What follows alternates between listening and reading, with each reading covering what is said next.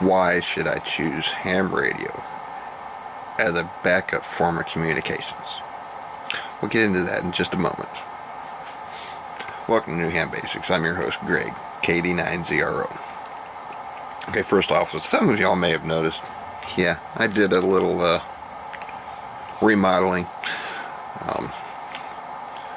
The missus decided to dye her hair, and occasionally I go ahead and play along and get rid of the gray.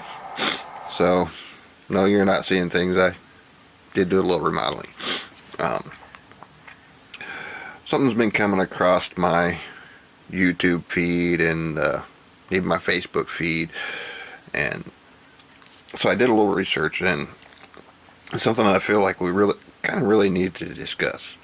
We all know that amateur radio has been a long-standing communication service all the way back to war times, especially with Morse code. It was instrumental in war. I should say, in some cases still is, even with the advent of sat phones, instrumental in wartime communications. But that said, there are a lot of preppers out there, and I don't really want to take the prepper standpoint on this, but I've been running across this issue that's been coming across my news feeds on several platforms that I think we should address. Everybody knows that the FCC actually, not everybody may know that, but the FCC has actually sanctioned amateur radio as a crucial part of the emergency communication system. And this is important to know here, because the issue that we should discuss is, everybody's heard about the most recent, I believe it was 4-state 911 service outage. What a lot of people don't know is this actually affected emergency cell phone 911 services. A lot of cell phones out there, even if you don't have service, you should be able to call 911. This feature was not functioning. So for several hours they were in these states, I believe some up to 8 hours, 911 services were just not available. So if you don't have local police, fire, and EMS and all that in your direct phone lines, you weren't contacting emergency services in a time of need. And this can happen with weather events and anything like that. But I did a little research, and I'm actually looking at an article from Newsweek, and it's dated April 18th. No, excuse me. My screen moved on me. It's not Newsweek. It's actually from the FCC.gov. And it's, you can print this off as a PDF. I might add I'll add the link to the description below after posting. And that's because I got to do it on 2 different devices. But I'll put the description to this PDF from the FCC down below. This PDF is dated April 1st, 2014. Talking about a multi-state 911 outage. So this is not something new. This has been happening at least since 2014, maybe longer, where the 911 emergency services have gone down, causing an impact in emergency communications. Getting back to the FCC has actually sanctioned ham radio as a vital part of emergency communications. They do actually state in natural or man-made disasters. Okay, so something happens, 911 services are down. They're probably not going to call us if other communication systems are working. But in the instance where AT&T reported their phone service outage as being a software error, well, that's a man-made error through the software. Okay, if that had lasted long enough and caused enough of a disruption, the amateur radio service would have been called in to help with communications, is basically what that says. Or, all services go down because of a storm, is another instance that amateur radios operators could be called in to assist with communications.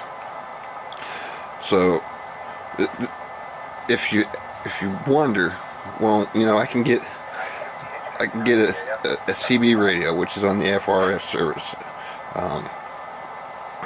which I'm not exactly sure what it stands, but basically it's unlicensed communications, kind of like a walkie-talkie. I can get on GMRS, and yeah, I got to get a license, but I don't have to pass a test, and you can do these things, but those services are not, to my knowledge at least, are not sanctioned by the FCC as a vital part of emergency communications. So, considering that we've been having 911 service outages at least since April of 2014, as reported by the FCC, if you're looking to get into a backup communication system, amateur radio is the way to go. Let's see if I can get him out there. That little guy right there could be your link to emergency services. And it could be a direct link to emergency services, especially if it's in a time of crisis or disaster. Simply because when those instances occur, we can and likely will be called in to work with the actual emergency services as part of their communication system. So, and the other benefit is I've got my shack set up here in the house, but you can take just about, I want to say any, but I know a good majority of amateur radios out of the shack, off the grid, put them in your car, put them on a battery, put them on solar, whatever, and you're totally off grid. You're not dependent on any infrastructure.